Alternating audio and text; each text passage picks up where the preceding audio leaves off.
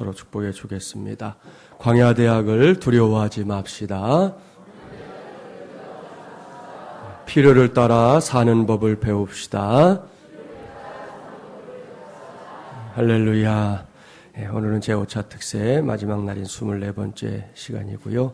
요셉 6번째 시간입니다. 오늘은 힘을 가진 사람은 이렇게 살라라는 제목으로 하나님의 말씀을 전하도록 하겠습니다. 오늘의 본문인 창세기 50장 1절 이하의 말씀은 믿음의 족장이요 요셉의 아버지인 야곱의 장례식을 기록해주고 있습니다.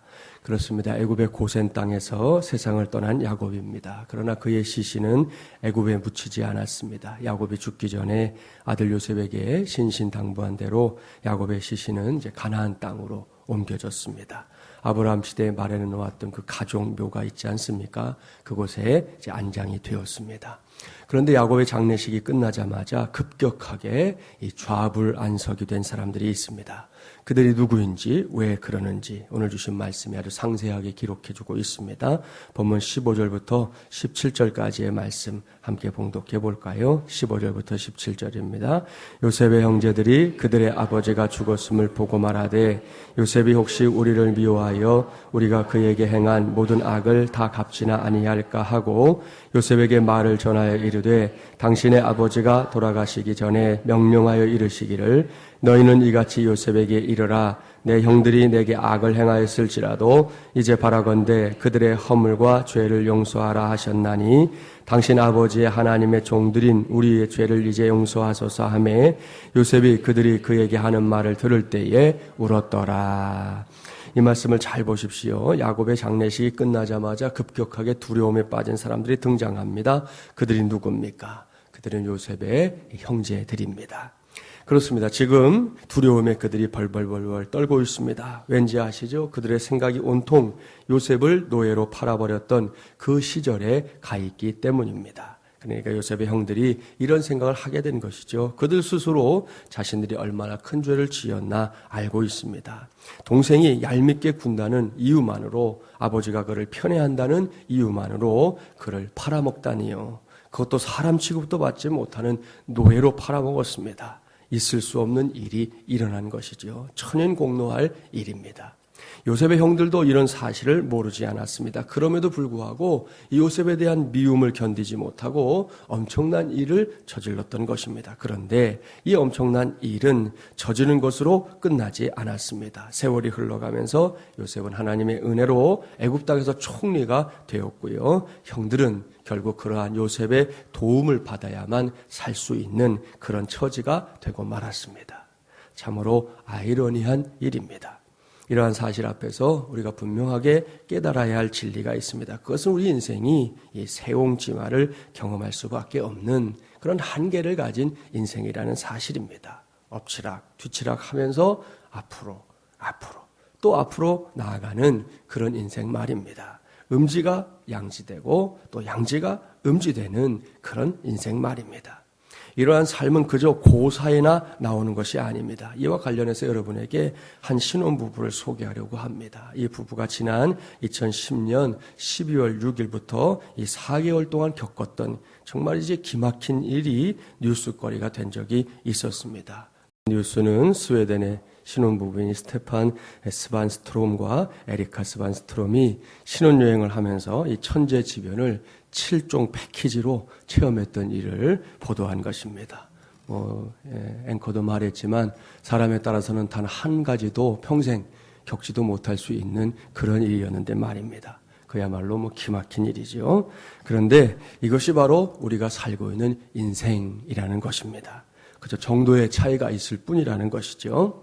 요셉의 형들 역시 자신들이 팔아버린 요셉이 애굽의 총리가 되어 나타났을 때 이러한 인생의 아이러니를 느꼈을 겁니다. 그런 가운데 형들은 그저 숨죽이며 살았습니다. 그나마 다행인 것은 아버지가 자신들과 이 요셉 사이에서 이 완충지대 역할을 해주고 있었다는 사실이었습니다. 그런데 이제는 그 아버지마저 세상을 떠났습니다. 따라서 아버지의 장례식을 마치자마자 태산 같은 걱정과 불안감이 형들에게 엄습해 오는 것은 어쩌면 당연한 일이었는지도 모릅니다. 그래서 형들은 먼저 요셉에게 인편으로 자신들의 죄와 허물을 용서해달라 간청합니다. 그뿐이 아닙니다. 본문 18절 말씀에 따르면 이제 인편으로 소식을 전한 다음에는 형들이 우르르 찾아와서 다시금 용서를 구하고 있습니다. 그때 요셉이 형들에게 어떻게 대하고 있는지 보겠습니다. 본문 19절부터 21절까지의 말씀 함께 봉독합니다. 19절부터 21절입니다.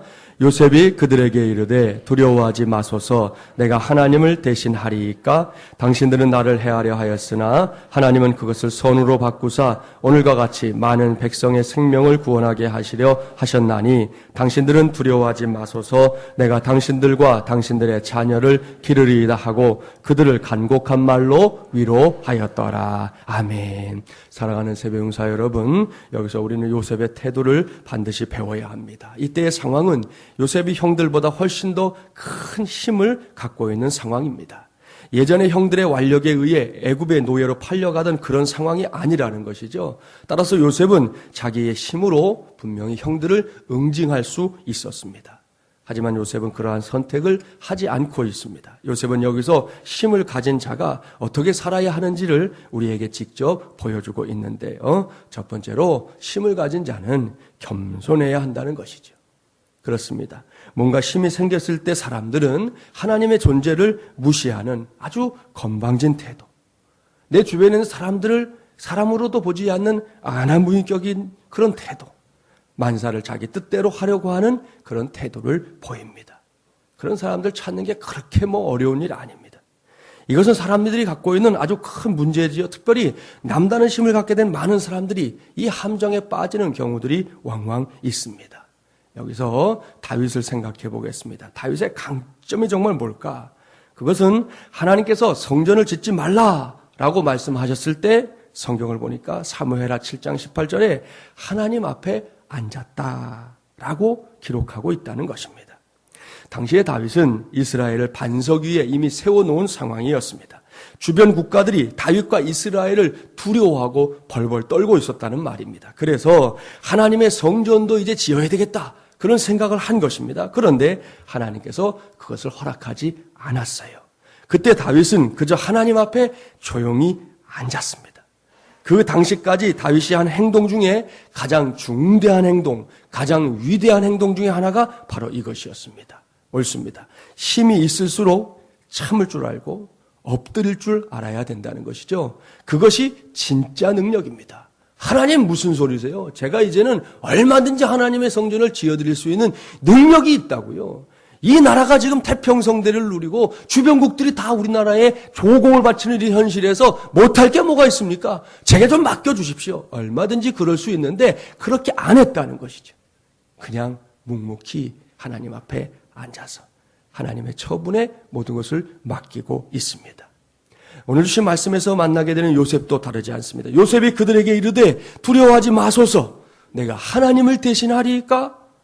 우리 모두에게도 이런 자세가 있어야 합니다. 내가 하나님을 대신하리이까? 꼭 기억하십시오. 힘이 있을수록 더 엎드려야 안전합니다. 그 힘을 자신의 뜻이 아닌 하나님의 뜻대로 사용되기를 구해야 합니다. 그래야 썩지 않습니다. 그래야 진짜 능력이 되는 것입니다. 아무쪼록 우리 마지막을 위한 가족들 모두가 하나님이 주시는 남다른 힘의 소유자들이 되되 그것을 겸손하게 쓸 수 있는, 그래서 평생 썩지 않고 계속되는 능력으로 그 힘을 갖추게 되기를 주님의 이름으로 축복합니다. 둘째로 눈물이 있어야 한다는 것입니다. 요셉이 복수를 의심하는 형들 앞에서 울고 있습니다. 이렇게 큰 파워를 가진 자의 눈물은 귀중한 것입니다. 사실 힘 있는 자가 우는 게 쉽지 않아요. 힘 있는 자는 이기적이고 고집불통이 되기 쉽상이기 때문입니다. 그렇기 때문에 이 힘과 동시에 눈물이 있으면 그런 사람은 절대로 잘못되지 않는 것이죠. 스펄전 목사님이 하루는 훌쩍훌쩍 울고 있었답니다. 사모님이 당신 도대체 왜 우냐 물었더니 그때 목사님의 대답, 오늘 슬프게도 십자가를 생각해도 아무런 감동이 없어. 내가 목사하고 설교자로서 지금 하나님의 말씀을 준비하고 전해야 되는데 십자가를 생각해도 아무런 감동이 없어서 그게 너무 마음이 아파서 울고 있다고 하면서 엉엉 울더랍니다. 언젠가 제가 설교한 적이 있었는데요. 저와 여러분 역시 우리의 눈이 메마르지 않는 그런 사람들이 되어야 할 것입니다. 눈물이 메마르지 않는 한 그 사람은 변질되지 않을 거예요. 사도 바울의 사역의 강점이 무엇이었느냐? 사도행전 20장 31절을 보니까 이렇게 말씀합니다. 그러므로 여러분이 일깨어 내가 3년이나 밤낮 쉬지 않고 눈물로 각 사람을 훈계하던 것을 기억하라.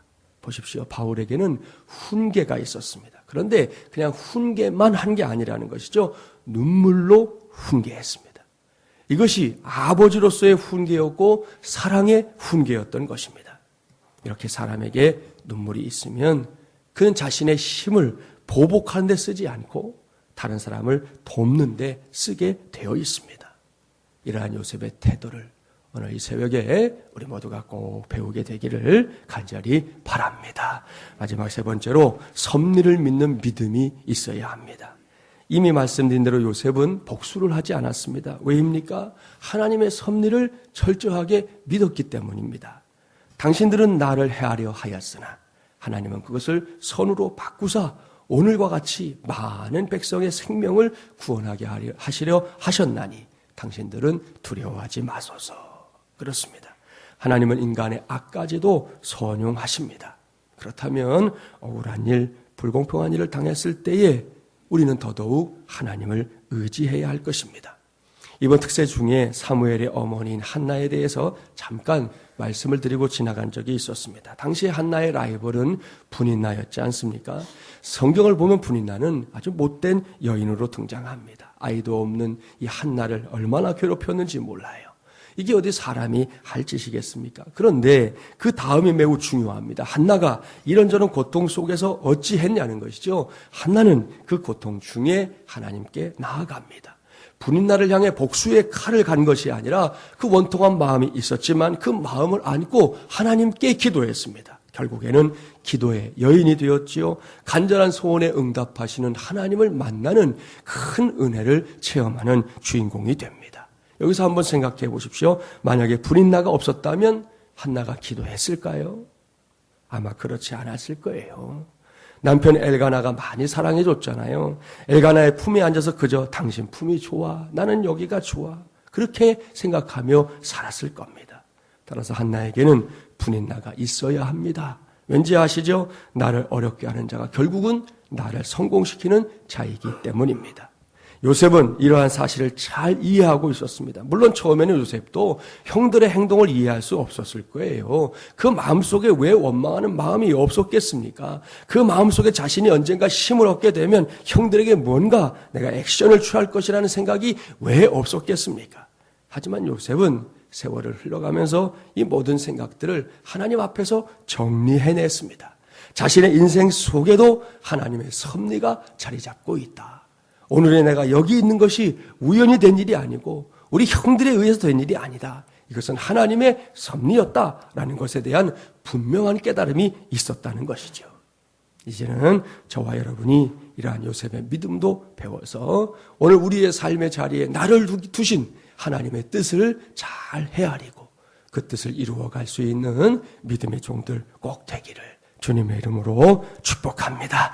여기까지가 오늘 우리가 요셉에게서 배울 수 있는 중요한 태도입니다. 요셉은 인생 마지막까지 아주 멋지고 귀한 그야말로 흠모할 만한 믿음을 보여주고 있는 사람입니다.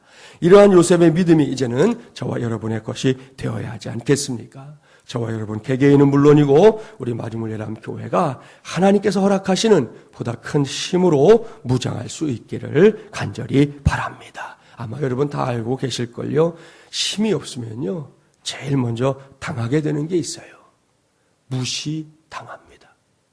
참 그런 것 같아요. 하여튼 힘이 없다고 그러면 제일 먼저 사람들이 하려고 하는 것은 무시하는 거예요.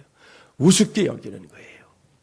우리 협력하고 있는 원주에 있는 마중물교회, 그 교회가 이제 창립 예배를 드릴 때 전에 우리 교회에 오셔서 교육부 헌신 예배 말씀 전해주셨던 번동제일교회 김정호 목사님이 이제 오셔서 말씀을 전하시는데 그 겨자씨 비유의 말씀을 본문으로 하시더라고요. 그러면서 그 말씀하시면서 이런 말씀하는 거예요. 겨자씨가 작다. 작으면 사람들이 무시하길 좋아한다. 교회도 이제 좀 시작해서 좀 작을 때 막 개척한 교회는 사람들이 쉽게 무시한다는 거예요. 밖에서도 무시하지만 또 교인들조차도 내가 다니는 교회인데도 내 교회가 작다는 것 때문에 교회를 무시하고 사역자들을 무시하고 그런 일들이 있다. 그런데 그 겨자씨가 결국은 자라서 큰 나무가 되면 거기에 새들도 와서 깃들일 정도가 되면 누구도 무시할 수 없는 그런 나무가 되는 거다. 그러면서 그 교회 성도들에게 당부하시는 그런 말씀을 들었던 적이 있습니다. 그래요. 하여튼 작다, 힘이 없다. 그러면 제일 먼저 무시부터 하는 것이 사람들의 생각. 우습게 여깁니다. 맥을 못 추게 됩니다. 그래서 힘이 필요한 것이죠. 개인도 교회도 마찬가지입니다. 힘이 필요합니다. 힘을 위해 기도해야 합니다. 이전보다 더 큰 힘을 구해야 한다는 말씀입니다. 그런데 거기까지 해서 끝나면 안 되죠. 그 다음이 중요해요. 그렇게 기도해서 응답을 받은 다음이 중요합니다. 힘을 얻었습니까? 남발하면 안 되는 것이죠. 요셉처럼 내게 혹은 공동체에 주신 그 힘을 잘 사용해야, 그래야 하나님이 주신 응답에 대한 우리가 제대로 할 수 있는 반응이 되는 것입니다. 그래야만 하나님이 더욱 큰 은혜의 길로, 더욱 큰 승리의 길로 저와 여러분 또 우리 교회를 이끌어 주실 줄 믿습니다. 제5차 특세를 마무리하는 오늘 우리 모두가 바로 그런 믿음으로 오늘 하나님 앞에 구하세요. 여러분의 자녀손들을 위해서도 구할 때 우리 아이들에게 하나님 필요한 인생의 힘을 주십시오. 그것이 뭐 지혜로 인한 힘이든 지식으로 인한 힘이든 또 이 아이들이 달란트를 갖고 있으면 그 달란트에 합당한 힘이든 또 저들이 갖고 있는 꿈과 관련된 힘이든 뭔가 필요한 게 있잖아요. 그것을 주시기를 구하십시오. 그런데 그걸 구하는 것으로 끝나면 안 돼요. 그 힘을 제대로 사용하는 자녀들이 되게 해달라고.